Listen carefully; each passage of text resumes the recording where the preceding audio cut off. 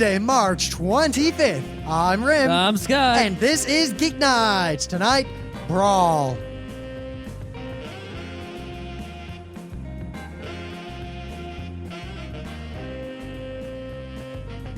Let's do this. You know, today, it was one of those days where I ended up taking a different train home. Oh, the same train I take. Possibly. I took a somewhat later train. The funny thing is, I take the 4:10 home usually. And if I miss that, because I stay late at work, and a lot of times it'll be like 3:58, and then suddenly someone will be like, hey, can you do this real quick? And I'm like,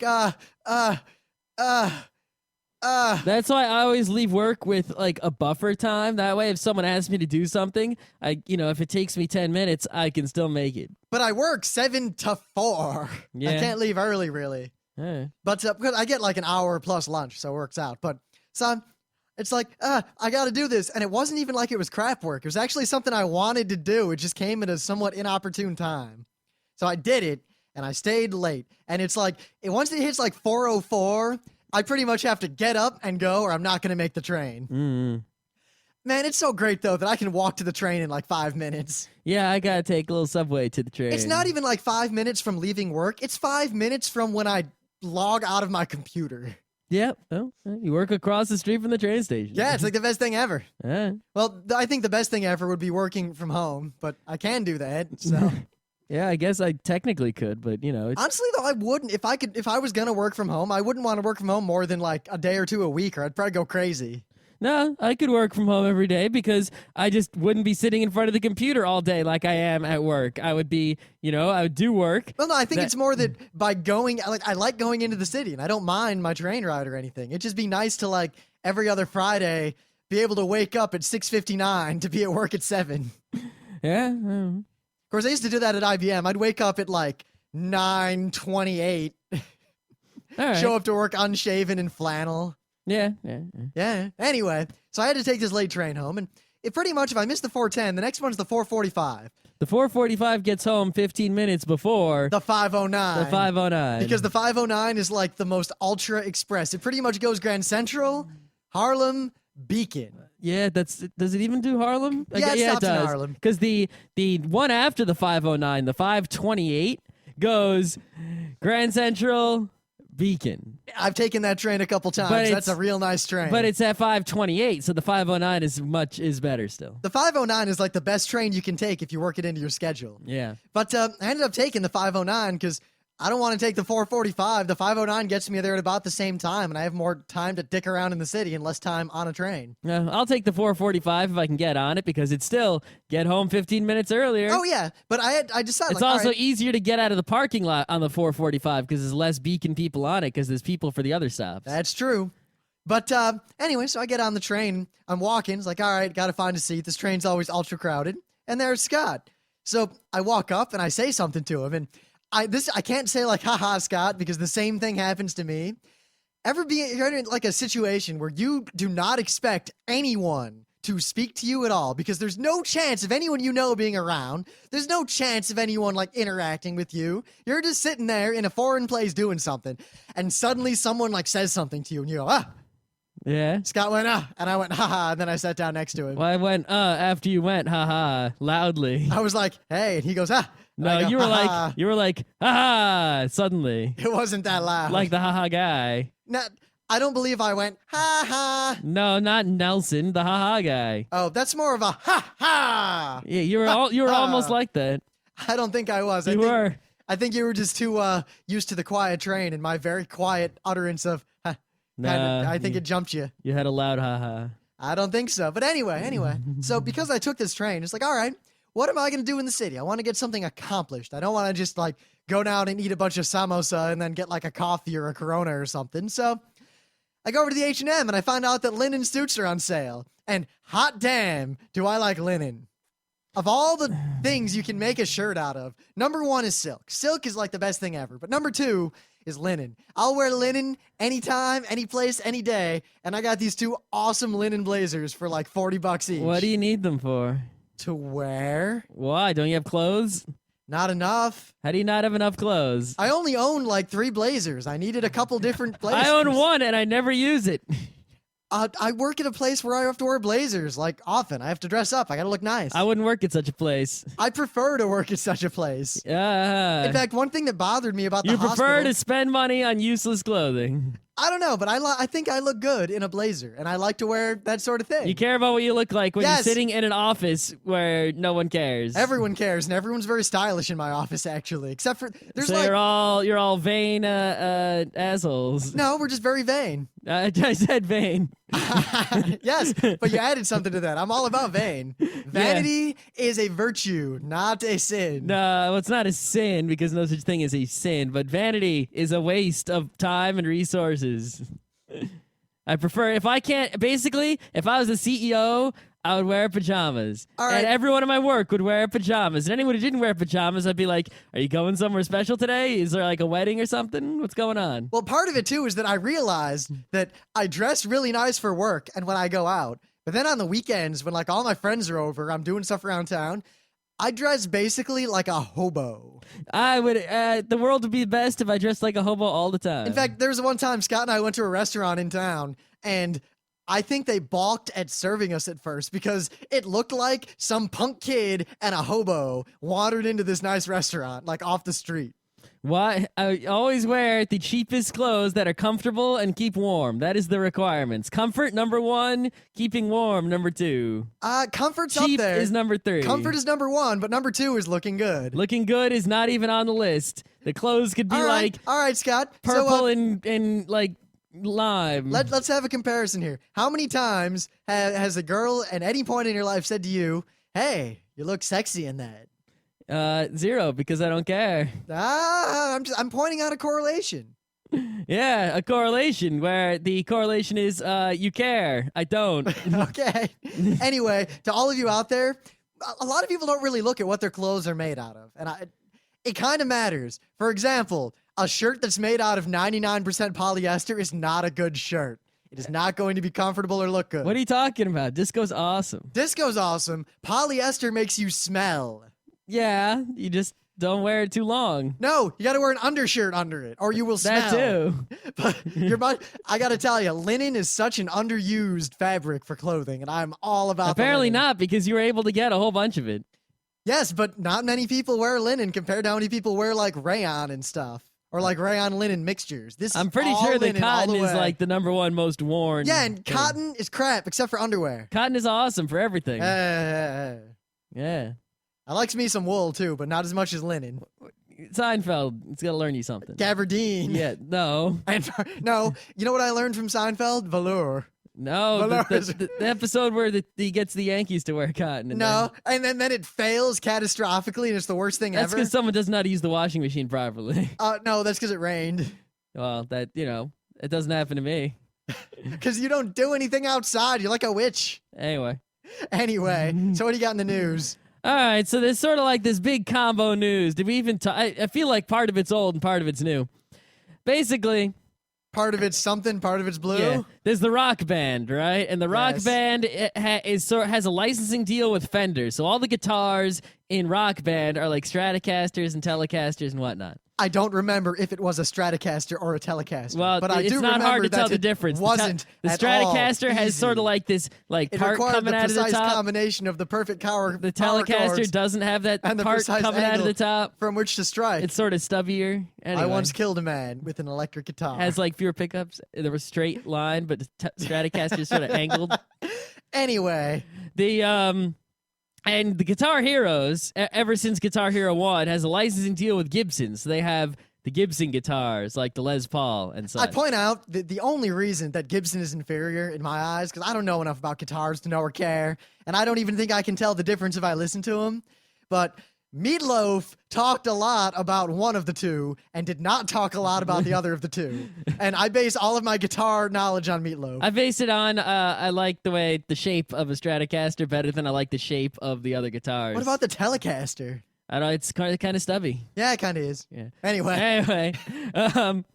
So that's the way it's been. But basically, the story that's in the news is Gibson suing pretty much every maker of toy guitars in Guitar Heroes and Rock Bands for patent infringement. But I'm saying the real story has something to do with they got into a fight with the Guitar Hero people about the licensing somehow, because I think you're not going to see Gibson licensing on the next Guitar Hero. I have a feeling. I mean, this might be reminiscent of what happened way back with Final Fantasy and Nintendo, where, I mean, there were a lot of reasons for Final Fantasy being pulled from Nintendo and put on other platforms, but independent of those, there was a personal falling out between the two companies. Yeah, so I think, it's sort of like Gibson, this patent or whatever bullshit. I'm pretty sure the patent argument they're making is bullshit and it's not going to fly and everyone's just going to laugh them away. Well, remember, anytime a crazy patent thing like this comes up, there are only two. Well, there's three, but really there's only two possible and likely outcomes. Either the patent is found to be crap, proving once again that patents are like this are crap, or the patent is enforced, which makes everyone angry. Yeah. It's win-win. So, basically, Gibson, I think, is pissed off at the Guitar Hero people for screwing them on a licensing deal or something, and they weren't happy. And now they're basically taking their patent, and they still want to make money because, Fender and the other companies are doing just fine. And so they're going to go stomping all over everybody. And I think really because of Guitar Hero and Rock Band and such, mostly because of Guitar Hero, suddenly these, guitar making companies, which have just been sitting around quietly for years and years, producing their guitars, are suddenly like making a lot more money than they're used to. And now they're starting to get crazy. But their business is making guitars, so they don't know what the hell they're doing. Now, I don't think I need to point out the absolute hilarity and irony of the fact that the guitar industry is getting boosted by fake guitars and people pretending to play the guitar. Yeah. Well, on the one hand, it does boost it in that, people play the fake guitar and it generates interest in playing the real guitar. And then they find out that... And then they go to buy a real guitar and they're probably going to buy, one of the ones that they like looking at. If you thought that fourth and fifth quote-unquote colored fret was giving you trouble, wait till you try to play a real guitar, kids. Well, some of the stuff in Guitar Hero on the super hard modes is harder than some stuff on a real guitar. Well, harder, but not analogous. No, not analogous at all. Anyway, the combination news with that's a newer news that you probably may have not heard, that is that the Rock Band is coming to the Wii, right? So the Rock Band was only on the other systems, but now it's going to be on the Wii. Now, we've been holding out on a lot of this stuff because what console is going to have it all? I don't want to buy an Xbox and blah and find out that blah, and then everything's coming out on the Wii that I care about, so. Yep, so it's all right. So the thing is that the Guitar Hero guitar, the one that we already have, is not going to work with the Rock Band on the Wii. Now, I don't think I need to say that that's bullshit. So I think And what the I'm going to say people- instead is that we're so not buying that second Guitar Hero guitar now. No, there's no way we're buying a second Guitar Hero guitar. Forget In fact, that. does anyone want to buy Guitar Hero from us? Hey. I bought it. You never paid me back. I guess, but I mailed away to get the replacement disc. Yeah, doesn't matter. I'm so done with Guitar Hero. Like, I know I said, I'm going to get good at this. You know what? I take that back. I don't think I'm ever going to play that game again. It's Well, just not I did. worth I it. got good at it, but the thing is, the hardest part of Guitar Hero 3, when it gets to like expert mode, is so hard, it's just not worth it. Like, I probably played Guitar Hero 3 to the point where I probably could beat Guitar Hero 2, which is much easier on expert, and I'm pretty sure I could beat all of Rock Band on expert, at least with the guitar instrument. But there's no way it's worth it to beat the harder parts of Guitar Hero 3. I guess. And I really don't care about unlocking characters and such. I unlocked all the songs. That's enough. I just feel like Rock Band, in terms of enjoying, because think about it, the only time Even though I never played Rock Band. I've played it a couple times, I can say this. In our crew, I don't know, I mean, I see a lot of crews this way because we've gone to parties where there were a lot of non-front row crew people there, and it's always the same thing. A lot of people have Guitar Hero, but they don't play it that much. And people who own Guitar Hero either become super good at it and play it all the time, or almost never play it. But then when there's a party and there's too many people for everyone at the party to engage everyone at the same time, when there's like just way too many people for you all to like watch a movie or play a game at once, then they'll have like Guitar Hero on in the living room and there'll be like 5 or 6 people kind of alternating and playing it at any one time. It kind of keeps the dynamic of a party going, and it's really this kind of partying game. But it can have at most 2 people. Rock Band not only has 4 people, It has 4 wildly different roles, and the spec. Well, not wildly different. There's 2 guitar rolls. Well, so it's the same game, only added 1 drum and 1 microphone. Which is a lot. It's a lot, but actually I think a problem of Rock Band is that pretty much everyone just wants to play the drum. No one wants to do actually, the other stuff. I see too, because a lot of people say they never want to play the drum because unlike the other ones, it's actually a little bit difficult because it's kind of like a real instrument. But in terms of, it also has this kind of spectator enjoyment. Watching someone play Guitar Hero is not entertaining at all. Watching someone play Rock Band is often entertaining. Well, only mostly for the singing part, if someone can sing. It's sort of the same as watching someone do karaoke, listening to someone do karaoke. Yeah, but I'm saying it adds that element, and as a crew's hanging out, party game in the background, Rock Band is much better than Guitar Hero. Yeah, but I think the thing is the people who make the Rock Band basically blamed the Guitar Hero people, saying it's their fault for making it not work. And I'm like, wait a minute, no, that's not gonna fly with me. Sure, maybe they made the Guitar Hero guitar in a shitty way, which I'll believe. Oh, they did. I'll easily believe. I think we pointed out that the way the Guitar Hero guitar works on the Wii is broken. It is straight up broken. Yep. But the Rock Band people came to the Wii second. Therefore, there is no reason that they could not have made the Rock Band guitar compatible with the Guitar Hero guitar. They might have tried and said, wow, it doesn't work the way it should. It's broken. Screw this. Well, the Guitar Hero, they made it work, It's sort of brokenly. Like, even so, I'd rather it's sort of like that issue. Are you going to make it backwards compatible? In this case, I think that making it backwards compatible would have been more valuable to the consumer than making it work in a not broken way. Because you know why? Basically now, think about what while the Guitar Hero guitar under the hood may work in a shitty way, it plays the game just fine. But now they're going to get people to buy more of their guitars.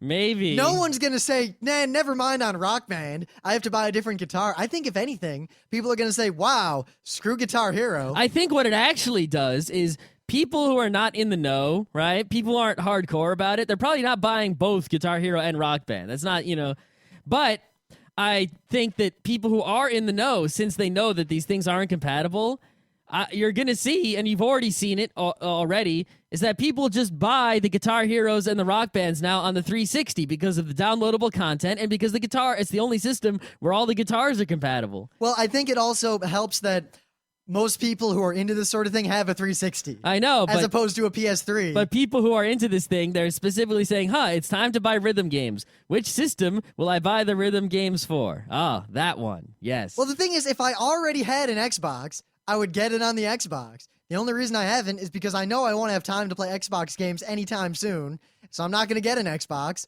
so I'll play it on the Wii. Yeah, but actually, something funny happened today. I have this Sony credit card that I got long ago, randomly. I basically said, I need a credit card. I went to a credit card website, and there were, choices of cards, and I was like, Sony, free gadgets, whatever, right? That was way before Sony was evil. PS1 days we're talking here. So I got that card, and now I get, points, and I can use the points to get Sony stuff. And if I go to, the store and buy a Sony product, let's say I buy a $100 Sony product, right? I can go to fill out a form and spend 10,000 points, and then Sony will give me a refund on the, so it's basically 1 penny per point.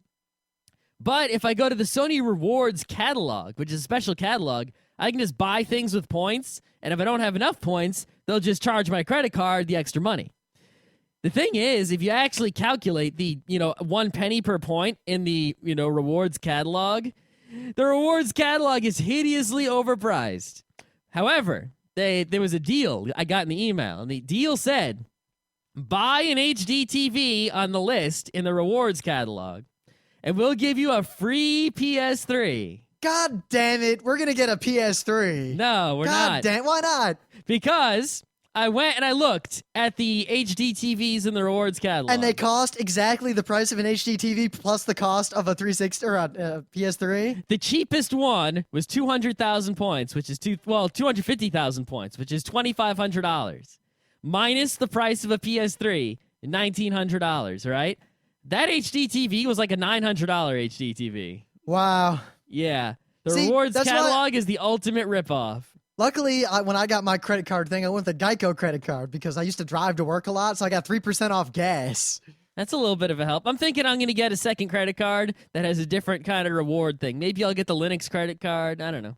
We'll see. Yeah, I mean, the Geico one's good because all my car stuff gets like super discounts. Yeah, the and- thing is I don't have that much car stuff. yeah, well, I did. And I have AAA discounts on a lot of that. Even No, though I don't have AAA anymore. See, I went and I bought new tires, right? The all-season tires, and I took off the snow tires. You know, my dad was like, here, take my little AAA card because there's a AAA discount at the tire store, right? So I go over to the tire store, and I'm like, yeah, isn't there a AAA discount? And the guy's just like, yup. And he just takes it off. Didn't ask to see my card or anything. You don't need the AAA card. Actually, I don't know if they fixed this, but as of a few years ago, my AAA actually expired last millennium. Mine did. Mine expired in like 2001. I kept the card though, because when I'm an old man, I can show young kids and be like, this was my AAA card. And they'll see the date and it'll say 1998. Whoa. And they'll go, wow, old man. Wow. Yeah. But so I let it expire. And a couple of years ago, I needed some maps, right? And you could, I mean, now it's not as much of a deal because now like MapQuest has awesome maps. But And Google Maps has also awesome maps with Well- bad directions, but good maps. yeah, but back in the day, like in the 90s and the early 2000s, MapQuest directions were garbage compared to the AAA directions. If you wanted directions, you went to AAA, and if you remember, they were free. In fact, someone would sit down with you, draw the whole route. Yeah, if you went to the AAA store, like they would get out a triptych, they would print out a custom map for you and take a highlighter and highlight your whole route. And they'd even warn you, like, there might be traffic here. If there is, get off this exit. Here's the alternate route to avoid the traffic. If you want to avoid tolls, go this way. Here's a good place to eat right here, here, and here. Yeah, we did. We got the triptych on when we drove to Florida a couple times. So basically, you just drive, turn the page, drive, turn the page. Right? It's great, actually. Yeah, but Of course, now we have GPSs, so that's sort of dead. well, then they started letting you get triptychs on the internet. And what you had to do is put in your card number. I discovered that the authentication does not check to see if your account is valid. It merely checks to see if your AAA number matches the checksum that is integrated into your AAA number. Mm-hmm. Hence, if you even know a AAA number that is valid, this might have changed. You can get triptychs completely forever for free. Yep. Just so you know. Mm-hmm. So anyway, I got some news here if you're done. So Yeah, I'm done. Final Fantasy Crystal Chronicles is dead to me in all incarnations. Check out this BS. So first off, well, I got to take that back a little bit. The GameCube Crystal Chronicles, much like the GameCube WarioWare, was the only worthwhile game in the series. Mm-hmm.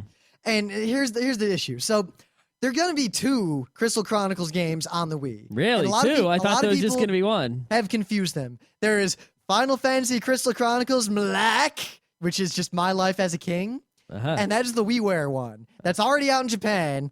And it'll be out. Actually, it was released today in Japan. Whoa. And it'll be out in the US in May. Okay. And it costs 1,500 Wii points. All right. Now, then the real Crystal Chronicles game is going to be Final Fantasy Crystal Chronicles, not Ring of Fates. I'm looking at the wrong Ring of thing. Fates is the DS yes, one. Yes. My Life as a King, and then Crystal Chronicles, The Crystal Bearers. Here we go. Crystal Bears is so that's going to be a real Wii game on a Wii disc. Yes. Now, which bullshit should I talk about first? We can talk about how Ring of Fates, we own it and it sucks. All right, here's the deal. We're going to review Ring of Fates probably next week or the week after for the DS, but I'm going to start by saying don't buy it. Good God. Good God, do not buy it. I pre-ordered We bought too many copies. I pre-ordered 2 copies because we figured, all right, we'll go for this. Because And the then- first one was a good time. And then later I pre-ordered a 3rd copy, but it was delayed because it was sold out. Our first pre-orders came, and the 3rd one was for Emily. We played about 5 minutes of it, and I canceled that pre-order for Emily. Yeah, I got to get rid of my copy now. You guys anyone out there want the Crystal Chronicles for the DS? Well, it's sort of like it's hard for us to take your money to give you something that's gonna hurt you. It's like selling you poison with the word food written on it. But if you really want it, I guess we can give it to somebody. But just to let you know, that game is crap, and we're going to talk about exactly in every detail why it is crap. Mm-hmm. Now, the problem here is that they have done the same thing to the Crystal Chronicles franchise that they have done to the WarioWare franchise. Because the game that's coming out on the Wii, let me read here. I'll go down. I know I'm delaying because I got a bunch of windows open. But I'm scrolling down here to a statement that was made in an interview about the Crystal Chronicles, Crystal Bearers for the Wii. The Crystal Bearers is intended to be a more single-player experience, quote, as opposed to the GameCube installment, which focused on cooperative play. Players are expected to be able to use crafted items in multiplayer mode and items won in multiplayer within the single-player game. New items and accessories are intended to be shown visually on the characters. Well, yeah, that's one thing that... Oh. The game director stated that he wanted a more world-weary protagonist. He wanted him to seem rugged. They intended the game to have a more mature design. Now, so in other words, more like all the other regular Final Fantasies. So here's where I take issue with this. Much like how WarioWare came out on the GameCube, which was the best, that is one of the best games ever made. If you have friends over and you need to play a game together, that is like the best freaking game. Yep. And Crystal Chronicles for the GameCube was not the best game in the world, but what it was a proof of concept of something amazing. Like, what it was something that could have become this whole new amazing genre of gaming that would have completely revolutionized consoles. It was sort of taking the River City Ransom kind of thing to the next level. And I think we've talked about this before, but the only good part about Crystal Chronicles on the GameCube was the fact that it was multiplayer completely, and there basically was no single-player game worth talking about. Much like how WarioWare on the GameCube was a multiplayer game with no single-player gameplay worth talking about. Nintendo looked at both of these franchises and said, well, obviously these games are popular due to their single-player content and no one cares about the multiplayer. Let's totally fuck the multiplayer and remake the games and focus on the single-player crap that no one likes. Well, I think, my guess on this is that, you got to remember Nintendo is mostly focusing, the games are made in Japan for Japanese people and we just sort of get the ports. So if something's popular in Japan, Nintendo makes it, and then whether we get it is pretty much just a decision whether, do you think Americans will like this or not? They're not making the games for us, ever. Yep. They don't take us, Nintendo doesn't take the United States market and our ideas into consideration during the development process, really. There's also the problem that, well, aside from having to worry about Japanese sensibilities, Nintendo is one of the most risk-averse companies to have ever existed. But, these games are made by Square Enix, which is pretty much the same exact situation. And Square Enix is basically, as far as they're concerned, it seems, Final Fantasy is Final Fantasy, and Crystal Chronicles is just Final Fantasy Nintendo version. So, I guess Final Fantasy Crystal Chronicles isn't going the way they wanted, so they just want to make it more like regular Final Fantasy. Yeah, but even though because the regular Final Fantasies do really well over in Japan, and so do the Dragon Quest, so they want to make the Crystal Chronicles more like those. Yeah, the thing is, to me, Crystal Chronicles used to mean OMG multiplayer co-op. Now Crystal Chronicles means more Final Fantasy. So that's 2 new Crystal Chronicle games that are dead to me. But what about the third one, this WiiWare game? Seems like a good idea. It has nothing to do with Final Fantasy or even barely Crystal Chronicles. It's basically, as far as I can tell, the good part of ActRaiser. Wait, but I like ActRaiser. Well... especially the good part. Well, turns out there are a number of races in the game, but you only get to play as one of them. Unless you buy the other races with Wii Shop points. But it's a WiiWare game, so I have to pay Wii Shop points for it in the first place. So you have to pay for the game, but then if you want extra clothes or special things or any of the other races, you have to pay more Wii Shop points. So how many points does the game cost? 1,500. So that's $15. All right. How many points do the other races and things cost? They're going to cost 100 to 300 points to construct homes for them to start. So how many races are there total? I think 4. So is it like 100 points per race? Like you start with 1, there's 4 races, you pay 300 to get the other 3? I mean, theoretically, all right, the cost isn't so bad. No. Here's the question though, right? Basically, it's not the cost that's a problem. The problem is the way they structure the cost. I mean, think about this, right? It's basically going to cost you $18 to get the game with all 3 races, as far as I can tell, right? What if they just charged $20 flat for the game with all races and didn't, like piecemeal it with the microtransactions?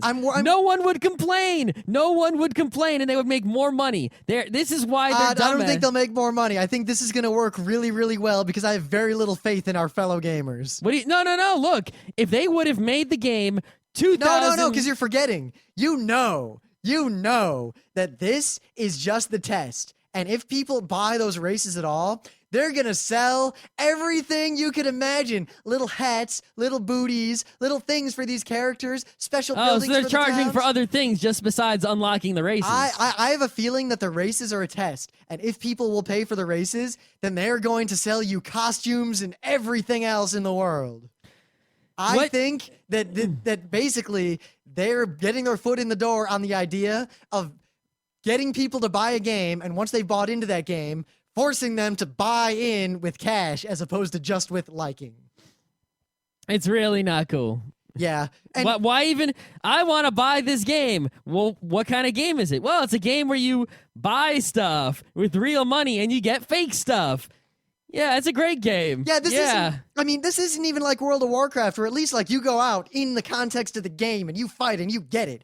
That's like if in World of Warcraft you could go to ye old shop and swipe your credit card. Well, you can. It's just it's sort of not official. It's but from Chinese guys. I'm saying this would be like if it was built into the game. What level character do you want? It's $5 per level. Swipe. Yeah. Wow. I don't know. What's even the point of playing that kind of game? It's really not a game at all. It's just a psychological trap to get people to pay money to change pictures on a screen. I'm worried because it could have been a good idea, this game, because it might be like ActRaiser, because half of ActRaiser was amazing and half of ActRaiser... Why don't you just pay the $15 to play the single race ActRaiser? I got to see the game first. I'm only talking about all this meta stuff. I'm not talking about the game yet. Yeah. So, yeah, as far as I can see, they have taken Crystal Chronicles and run it into the ground, and as far as I am concerned, as fast and as hard as they possibly could have. Yeah, they made it. It soared to the top, then they let it stagnate for a long time, and they drove it into the ground. I need some saving graces. We need like 4 swords we wear or something. Yeah, because remember WarioWare for the GameCube and how great that was, and remember that feeling of disgust when you realized that you could win 2/3 of the mini games in WarioWare for the Wii by just randomly waggling, and the rest of the games were just stupid and there was no multiplayer worth a damn. Yeah, something like that. You need to pass the Wiimote. You're just that's like salt on the wound.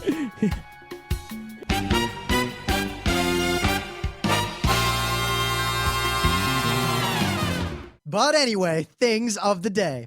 So this guy had an idea that is so clever, I can't believe I never thought of it. But then again, that's why this guy is clever and I am not quite as clever. What he did is he made a level in some level editor in Super Mario World, really hard level, and then he beat it. It took him 134 tries. That's a really hard level. What he then did is superimpose simultaneously all of his attempts in a video, and you can watch the video. And you really need to see it to understand what this means. Yeah, it's very hard for me to describe it with words. But you'll see like a Mario that's normal, and he blurs a little bit because there's a lot of Marios there, and slight deviations is what the guy did.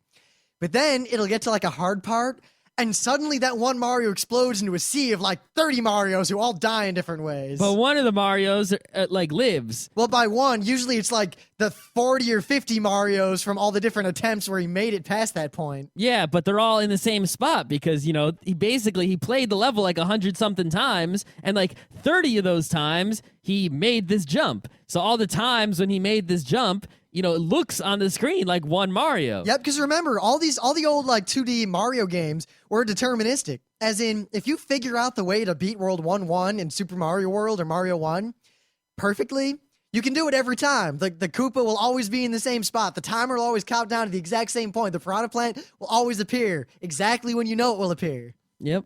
So it looks like there's like one Mario, and occasionally a whole bunch of other Marios explode out of it, and it's really, really interesting. I think this is like the best way to demonstrate like levels. This is so cool. It's really cool. That's all I got. Yeah. All right. So this isn't video game related, but I don't give a shit. Oh, you're not gonna do Sinistar? There's a picture. It's not really a thing of the day material, Yes, it just for a is. Photoshop. I think it is. Anyway, see, everyone knows that like pictures of food in advertisements are not real. Like, they always talk about how on the McDonald's commercials, the buns have like the seeds glued on and they spritz water on it to make it glow. And you're like, the bun is just like, the burger is just like a piece of fake like clay that's painted to make it look like a really juicy burger. And, the tomato is like a plastic tomato and, that all that business.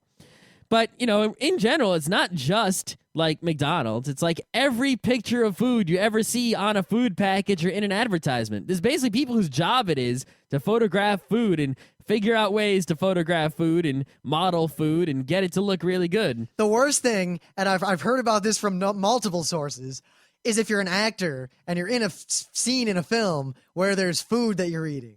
Because the things they do to that food to make it look good on screen do not often make it appetizing. No, and also, you have to fake eating over and over and over again throughout all the takes. Yeah, sometimes. It depends on how they film it, obviously. Yeah, sometimes they'll put like a pile of fake food, but that they'll have one real drumstick there that you can sort of chew on, something like that.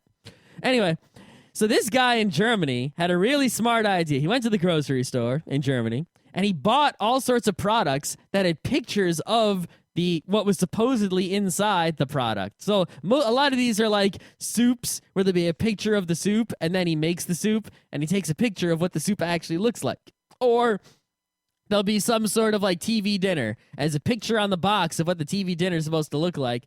And then he actually opens the TV dinner and takes a picture of what's really inside there. Let me tell you, that Entenfleisch does not look like whatever Entenfleisch is. The worst one is the herring salad. The herring salad is like the most disgusting thing I've ever seen. It looks like a Pepto-Bismol with chunks in it. These are the only one that I think really stands out to me is the pistachios, because the actual picture looks good. But the fake pistachios that they put, like the picture of the pistachios that they try to sell you the pistachios with, look fake and scary. They look like aliens. They do. It's kind of funny. It's like there's a photograph of pistachio nuts, and I'm like, it looks like pistachio nuts. And then these computer-generated pistachio nuts that are on the package look like scary, like pod people pistachio nuts. Like, I don't know what's up. But yeah, it's really, some of these are just sort of like, oh, that's what I expected. Some of them are kind of like, it's a little bit off, but, it's still edible. Some of them are like, wow, I'm nauseous just looking at that.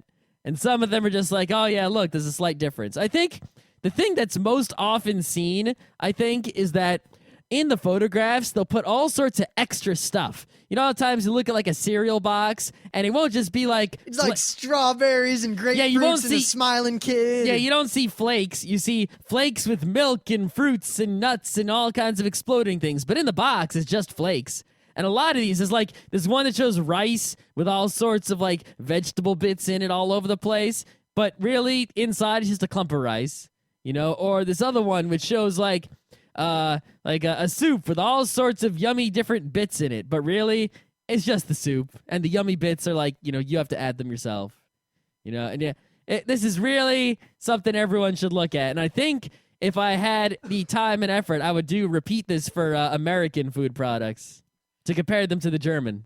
It's also funny to learn about some German food products. Yeah, Germany has a lot of food products that look interesting, actually. Yeah, all this rice milk looks really interesting. And there's a lot of things with, like, cubed or sliced ham, and I really like cubed and sliced ham. I don't, but, yeah. Anyway. So, Brawl. So, we gotta talk about the brawls. Well, we can't avoid talking about it. No. You're all gonna keep bothering us until we talk about it. Should we talk about, like, the older Smash Brothers also? We can do that a little. This will be a real laid-back show. All right. So, I think the most pressing question I'm sure people are wondering is, who do you play as now? I don't know. I basically, in the old Brawl, I keep calling them Brawls. In the older Smash Brothers game, I was pretty much all Samus all the time, with occasionally using other characters just to get the feel. See, I never really played the N64. Like, I played it maybe twice in my entire life. Yeah, it's kind of scary that, like, I played the N64 one in high school a whole bunch.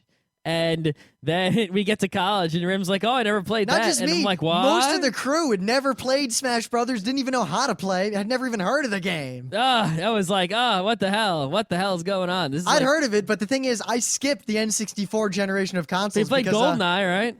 I did, but I didn't like it Ah. because I had real FPSs. And GoldenEye's great. I See, mean, here's it's the not a thing. real FPS, but it's well, that's the great. thing. GoldenEye would have been great if I didn't have a cable modem and real FPSs But in high school. it's great. It's a different kind of game. Just like Smash Brothers is great. I mean, it's not a fighting. I guess you could call it a fighting game, but you don't compare it to Soul Calibur. But it's not. The GoldenEye experience was kind of. It was a lot like the Xbox experience today with Halo, like before the live got really, really good. But it doesn't hold a candle to like the Mega TF Action Quake days, at least in my eyes. Anyway, the point is that the original Smash Brothers, in its day, was a great game, and it's still a great game. The newer ones are the same game, only better. And See, why can't Nintendo do this more often? All right, here's a game. We pretty much hit on the formula right away. Let's make moderate improvements over time forever. Yeah, the thing is other people do that and they get flack from all the game reviewers, like, you didn't make big enough improvements, blah, blah, blah. Because Nintendo was good enough already, but more importantly, Nintendo has a level of investment and social currency in their characters that defies logic. I think the other thing about Smash Brothers, right, that still is amazing to me, is that no one else has tried to make a game like this. I mean, there was a Naruto game kind of like this, and there was that Jump Superstars, which was a little bit like Smash Brothers, but not really. Like, Smash Brothers is the only game like Smash Brothers, and no one else is even stepping into that arena at all. I thought I saw that someone was doing that, actually. I didn't see. I saw some rumor. I didn't read the article. It was in my. I'll believe it if I see it. But I saw it on my BlackBerry, like in the Google Reader, while I was eating, and I didn't want to try to load the webpage, so I just skipped it. yeah, but I haven't seen any other games try to step into the Smash Brothers toes at all. It's pretty much the only game that is like it.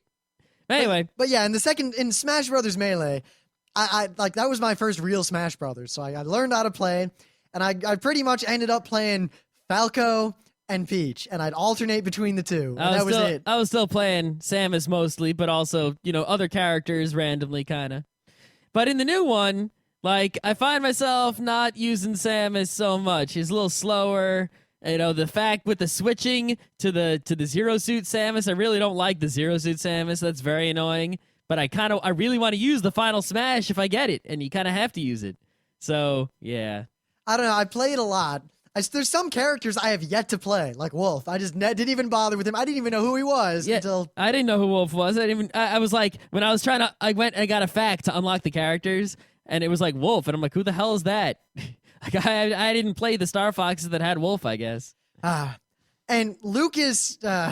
Yeah, well, Ness I never liked in the first place because his up and B move is no good. I like his moves a lot. It's just difficult. He's one of those... He's like trying to drive the stupid cappuccino in the Initial D arcade game. Worse than that. But people who are good with him, oh man. Yeah. It's an art to behold. Kind of like people who are good with ice climbers. Yeah, Lucas is just Ness, but even worse. No, Lucas is like baby mode Ness. He's like, if you can't handle Ness, you can try Lucas. But his up and B move, I can't get it to go at all. I can at do least it kinda. Ness, I can sometimes get it to go. My only beef with Lucas is that as a character, he's so lame and pathetic. And meanwhile, Ness is all badass. Ness reeks of red from the original Pokemon, like you wouldn't believe. Yeah, Lucas is totally Yellow Caballero. Yeah, and that's when I stopped reading that. Yeah, let's talk about Smash Brothers in general, right? So Smash Brothers is sort of like a fighting game, but it's sort of not, because the only way to win is not to bring the other guy's health meter down to 0, but to get a ring out, and that's the only way to get kills, right? And you basically, when you hit other people, their percentage goes up. And once their percentage gets really high, if you hit them with a smash move, they're much more likely to go flying off the screen much farther. Yep, and if like some characters can recover better, and yeah, like so if you get hit into a wall, you're not gonna fly off no matter how many times you get hit, Yeah. except for there's some special like, all right, dude, you're at 300%, you're gone. Yeah, it's like Kirby with his puff, flying is a lot harder to get off the screen, because you hit him really far, but then he goes puff, puff, puff, puff, and he comes right back. And it's like, so you hit him again, and he goes puff, puff, puff, and he comes back again. And Oh, speaking of Kirby, I gotta point out something very important. I am like pretty much every gamer in America forever said King Dedede. I've called him King Dedede my entire life. I've also called him King Dedede my entire life. I've never met a human being who did not call him King Dedede, or if they did, they kept that fact secret. But in Smash Brothers, one key component of the game is that when you select a character, the narrator says the character's name, and this removes all ambiguity as to the correct pronunciation. It also created, I'm going to give you all a little secret from the Smash Brothers Brawl. Well, we're just kind of rambling all about Smash Melee, Brothers all over the place. Melee. So what happens if I choose Pichu, but you choose Ness right as I choose Pichu? Ness. Pichu. Ness. Yeah, great. Well, actually, he doesn't say the Chew. He goes Ness. Ness. Great. That was like the best part of that game. Yeah. But yeah, we're sort of rambling all over the place about Smash Brothers. I mean, like, who doesn't already know what there is to know about Smash Brothers? But King DDD. Yeah. King DDD. I guess that's his name. I have a lot of trouble saying it. But then again, how many people had trouble saying the Nintendo Wii? And who says Revolution now? Nobody. How many people still say Firefox? Everyone, because no one says Phoenix anymore. I still say Capstone and Physical Plant, but none of you care. That's only you have to try really hard. Yeah, especially because when I was there, I had to fill out forms to those organizations, and it had the bad names on them all the time. Yeah. But anyway, Smash Brothers. So it's a fighting game. Now, one thing that makes Smash Brothers better than other fighting games is that you can have more than 2 people at a time, which is awesome. All right? You get 4 friends in there at once. And also just the brilliant way that the camera kind of zooms in and out and handles this makes it's so perfect. Like they perfected it right away. You don't have split screen bullshit. It's 4 people on the screen at once. And it just zooms out to make sure everyone fits at any time. If it comes down to 2 people fighting, it zooms way in. Well, I think part of it, the excellent camera also works with the function of the game, which is knock someone off the screen. So, the camera doesn't have to go follow you if you go off the screen because you're dying out there. But, it has a little arrow telling you where you went to, so you can still try to make your way back, if you have that ability. But I play Meta Knight. Yeah. All right. I just wanted to get a non sequitur right in there. Yeah, it's great. The other thing about Smash Bros. I think is great is that unlike some other fighting games... Wow, such an objective review. I just imagine this, like... And another thing that's great about Smash Brothers. Yeah, I know, right? Even Soul Calibur 2, the greatest normal fighting game that's 3D, right?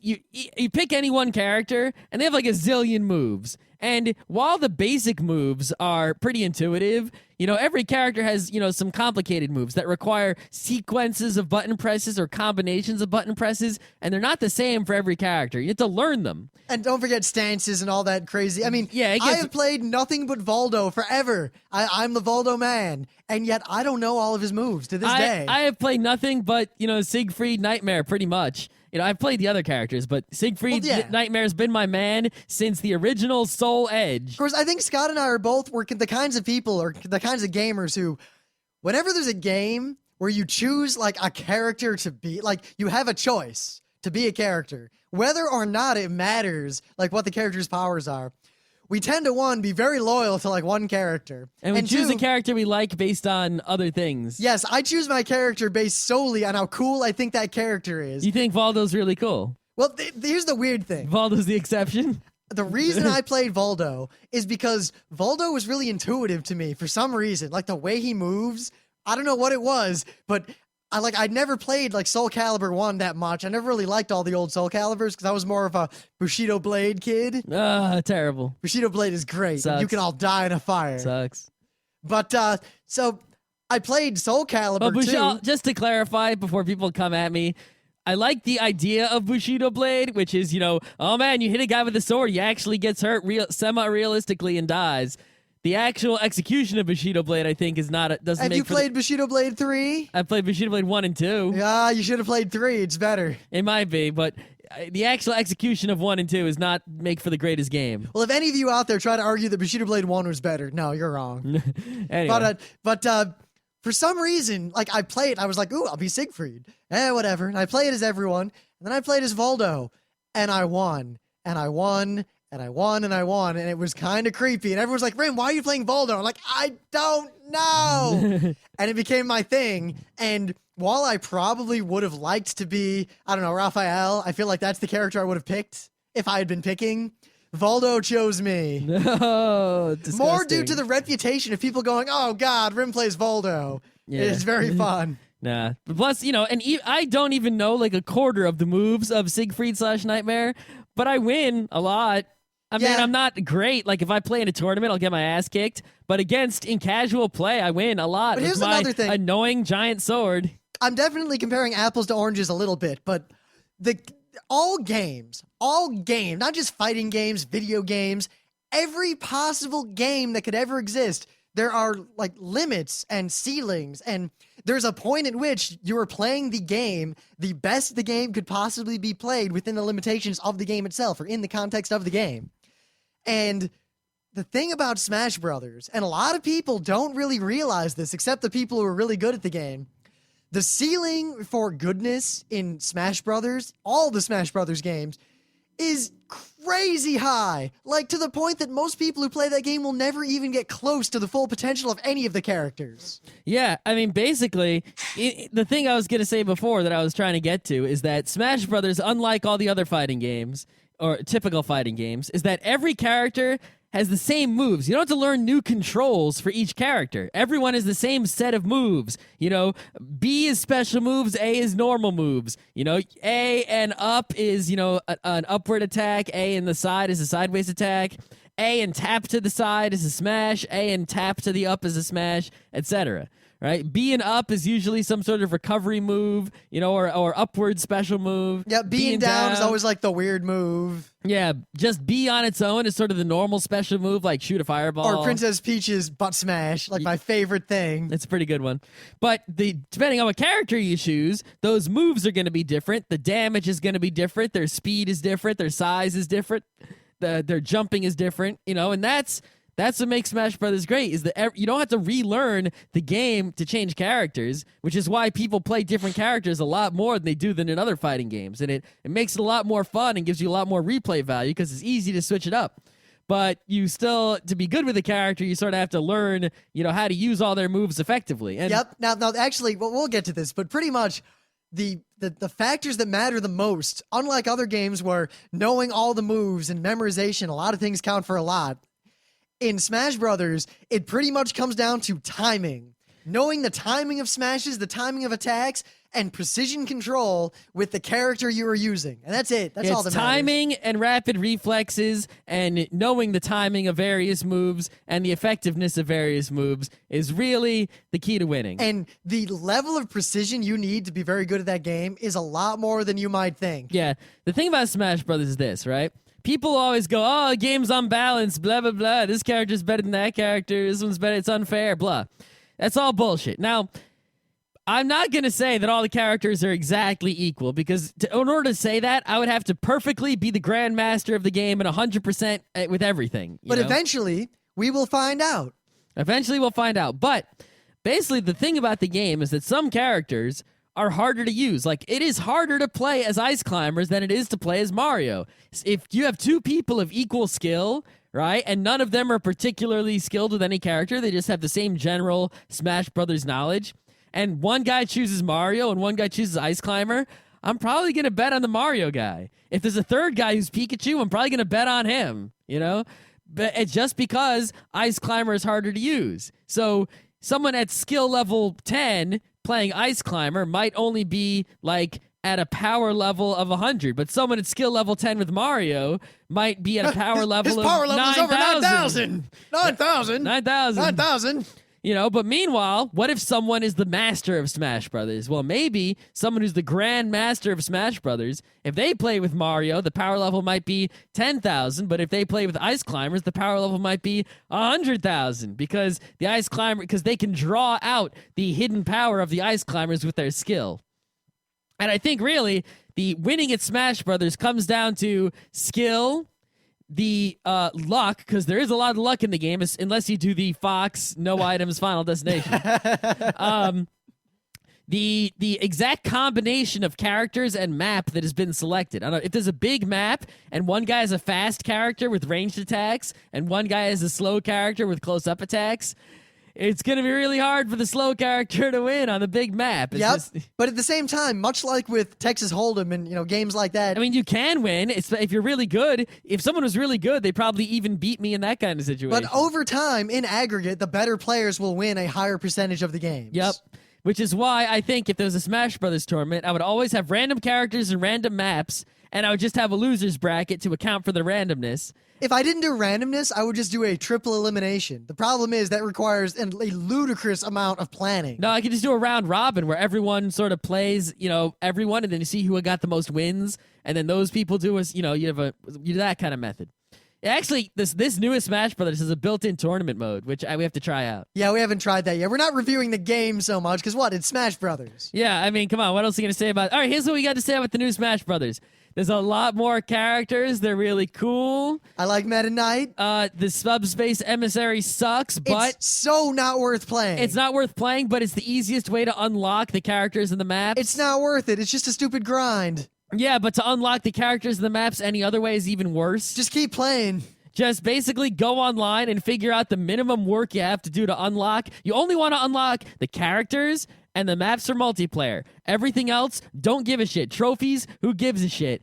Stickers, who gives a shit? Just ignore all that bullshit, because all you really care about is the multiplayer action, and to make that, all you need are the maps and the characters. You might want the stuff for the map editor. Yeah, the map editor, people are putting it down, but I made a map that looks like a penis, so...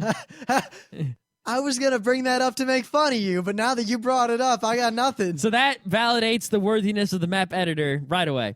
The online play, who gives a shit? It's all about the local play. The online play is just not worth it because, it's just, you might as well, it's no different than playing against the CPU. Well, except that you can't talk to the people, you don't know who they are. Maybe it's just because I'm better at Smash Brothers than I used to be, but I was practicing over the previous weekend, and I got to the point where pretty much the AI cannot win. Even on the hardest AI setting. The AI is so stupid. Play 3 against 1. You versus 3 AI on a team against you. I didn't do that yet. That's how to get really good. Yeah, pretty much.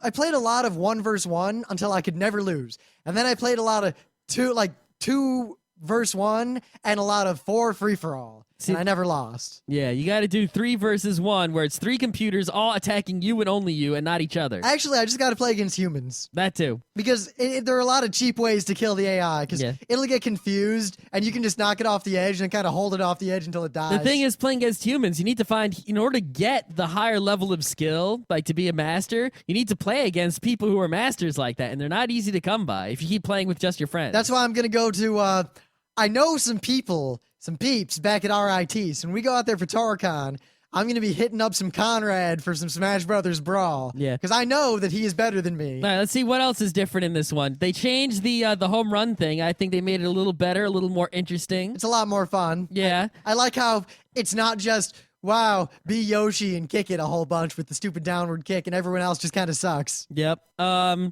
See what else did they do? There's this tournament mode. We talked about that. I know. I'm trying to think. The assist trophies are hilarious. The assist trophies are pretty good, but it's not worth it to try and unlock. I like all how of them. the Just hammer. let them get unlocked. The on their hammer own. is so much gimpier than it used to be, but now there's the golden hammer that is just amazing and cool. Yeah. Oh, there's the final. All right, we got to talk about the final smash, right? I like this final smash a lot. Well, there's the final smash, and there's that other thing. I forget what it's called. The thing from Kirby, the 3-piece item. Basically, the final smash is this. You'll be playing, and there's an item called the Final Smash, or the Smash Ball, right? And basically, this ball will float onto the screen. And everyone will try to beat up the ball. Like, normally, when there's an item, you pick it up and then you use it. But the Smash Ball, you have to beat it up. So you'll jump. It usually floats, so it usually means you have to jump up there and hit it. Now, you have to do a lot of damage to it, because you want it, basically, hitting it doesn't help you. You want to be the person who breaks it. So if Rim hits it a whole bunch and then I tap it and it breaks, Rim might as well not have hit it because I got it. But yet, if Scott doesn't use his smash in time, I can knock it out of him and then I can hit it. That's true. But anyway, if you're the person who does the final, straw that breaks the Smash Ball, you glow and you have the Super Smash, Mega Final Smash power. They're all different. We're not going to get into all the different smashes. Every character has a different Final Smash. Basically, what it amounts to is you push B, and then you're probably going to kill somebody. But depending on your character, it ranges from instantly kill everyone on the screen, pretty much guaranteed, to kill someone guaranteed with a lot of skill. Yeah, like Super Wario or Super Sonic, it's actually kind of hard to kill people. Super Sonic is one of the best ones. Super Wario is a little harder. Super Sonic's okay, but it's never killed me. Super Sonic, basically it's just he starts flying around the screen and you have to really pull on the stick to keep him on the screen. but you just sort of run into people and they get really hurt a lot. I like Meta Knights. It's pretty much if you pull it off, somebody's gonna get hurt real bad. Yeah, but like Super Wario, you have to fly around the screen. It's a little easier than flying supersonic. But you actually have to beat people up by pushing A and such, and it's much harder to actually kill people that way. Somebody! Yeah.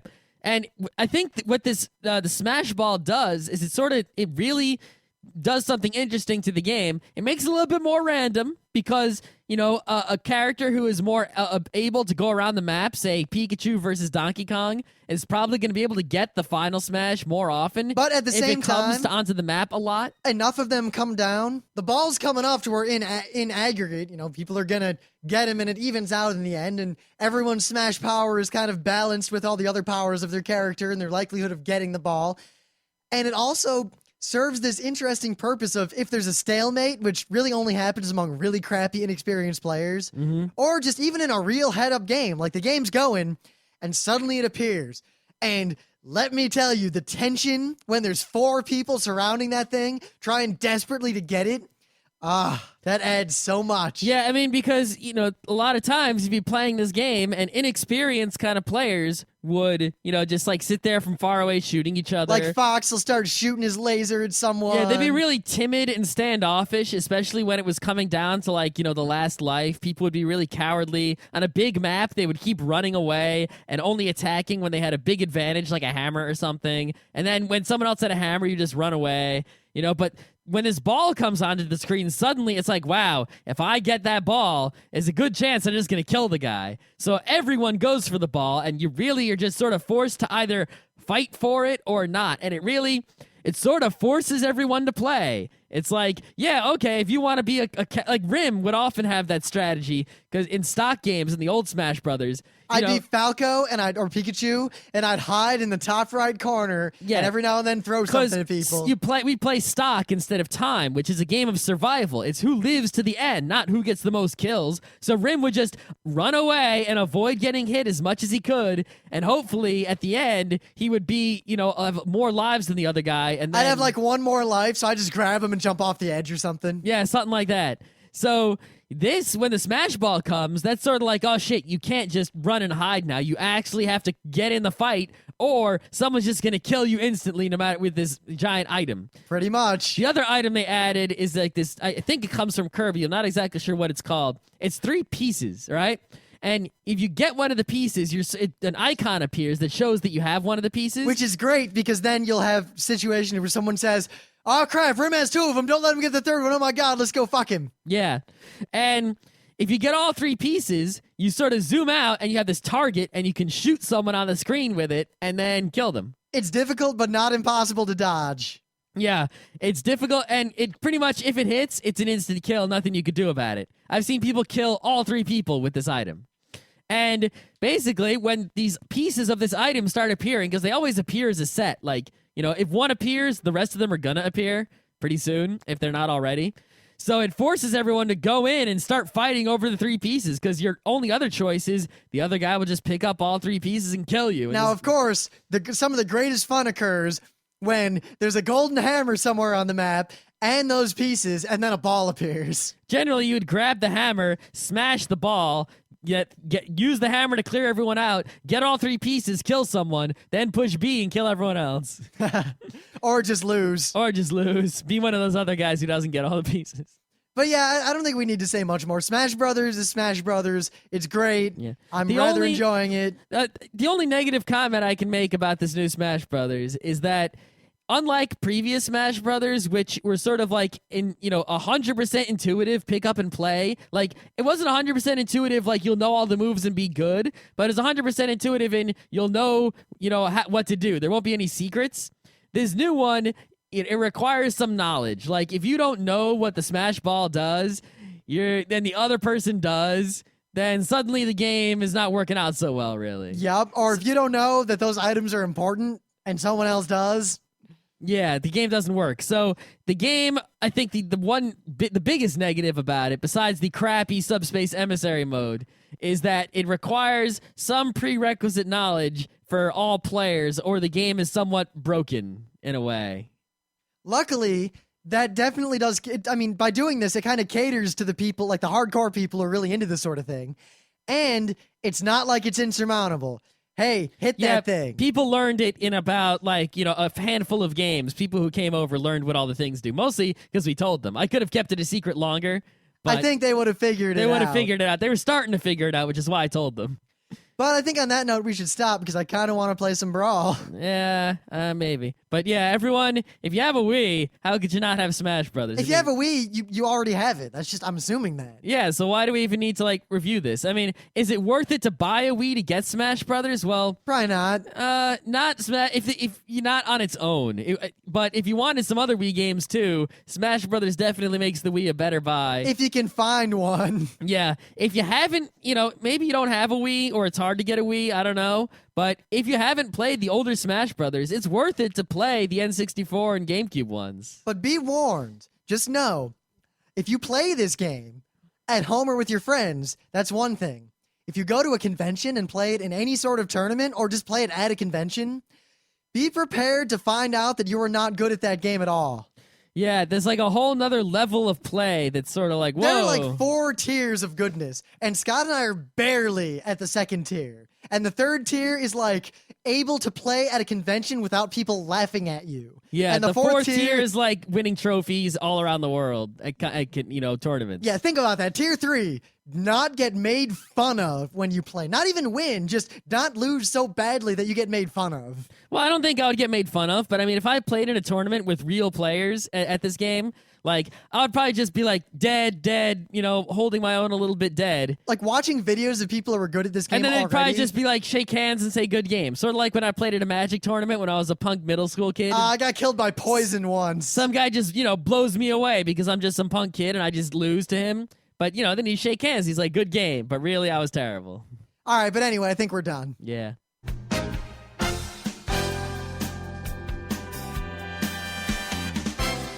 This has been Geeknights with Rim and Scott. Special thanks to DJ Pretzel for the opening music.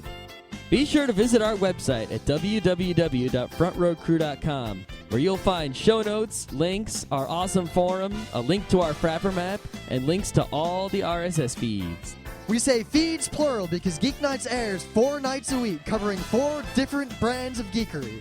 Mondays are science and technology. Tuesdays, we have video games, board games, and RPGs. Wednesdays are anime, manga, comic nights. And Thursdays are the catch-alls for various rants and tomfoolery. You can send us feedback by email to geeknights@frontrowcrew.com. Or you can send audio feedback via Audio. Just click the link that says Send Me an Audio on the right side of our website. If you like what you hear, you can catch the last 100 episodes in iTunes or in your favorite podcatcher. For the complete archives, visit the website, which has everything. Geeknights is distributed under a Creative Commons Attribution Non-Commercial Share-alike 2.5 license. This means you can do whatever you want with it as long as you give us credit, don't make money, and share it in kind. Geeknights is recorded live with no studio and no audience. But unlike those other late shows, it's actually recorded at night.